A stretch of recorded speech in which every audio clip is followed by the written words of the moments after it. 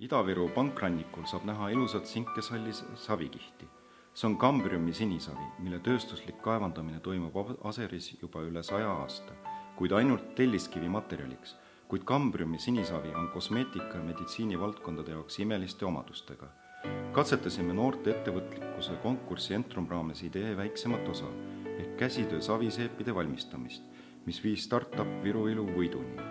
Ajujuhi inkubatsiooni raames töötasime välja uue kosmeetikabrändi Pürf, kus peamiseks toimeaineks on maailma vanim kambriumi sinisavi.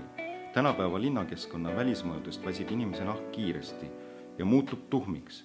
Kodu- ja kontoriõhk kahandab naha elastust ning kiirendab vananemisprotsessi.